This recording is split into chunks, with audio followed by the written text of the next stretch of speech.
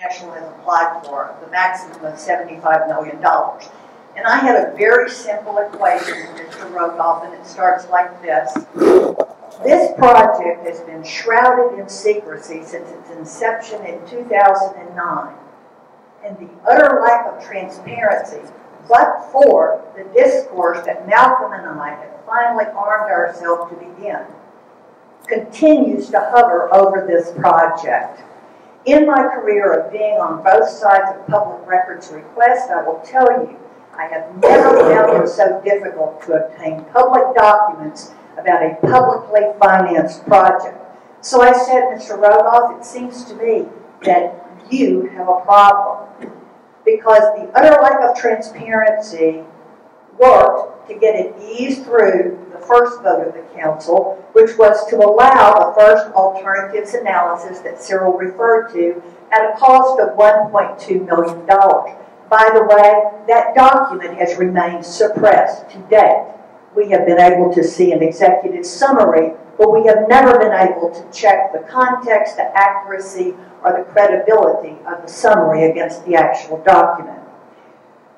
So, here's where we are. Lack of transparency means, yes, maybe it gets through the council on some incremental funding as it has, but guess what? No public buy-in. By their own poll in May, 66% of the people polled said they knew nothing about the AMP.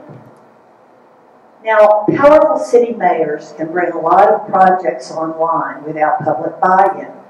A $598 million convention center at a time when the convention industry is dwindling across this country comes to mind.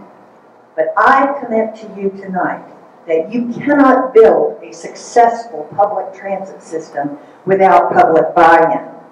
Lack of public buy-in, no widespread citizen support, insufficient ridership. And that is what I told Mr. Rogoff made it a very high-risk allocation of federal dollars. A lack of transparency continues to shroud this project even today. The AMP Yes group, and there are no two lovelier people and good friends of mine than Ed and Cyril, but the AMP Yes people want to tell you about how much they welcome public discourse will call me skeptical. But until Malcolm came to my home in March, and we did our due diligence and felt like we were in command of enough data to make a worthwhile presentation to groups, the only discourse was very high-priced marketing. It was one way, it was sleek, it was superficial, and most of the time it was wrong. And the other thing that underscored it, it was guided to make you fearful that if you didn't buy into this project, traffic was going to come to a standstill. From January the 13th to January the 16th of 2014, there are informational meetings. However, the AMP team has refused to permit us to appear and at least provide counter-analysis. We are now going exactly backward to where we were 18 months ago, which is that you and I will be able, if there is sufficient time, to ask questions, but no credible challenge to test the accuracy and credibility of the answers given will be permitted. The first modern transit initiative in Nashville should be excellent, and it should be transformative.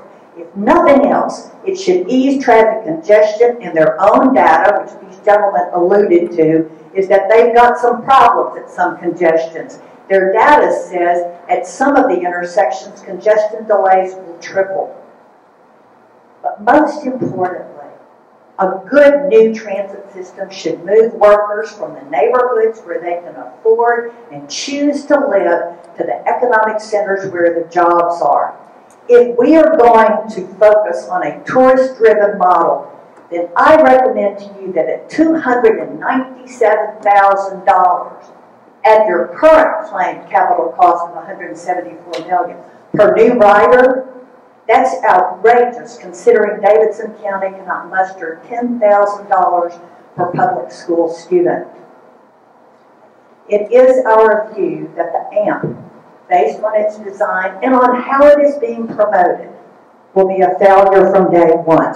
A project of this magnitude sprawling unused down a highly developed, heavily trafficked corridor will push back the future of mass transit that this city needs so much.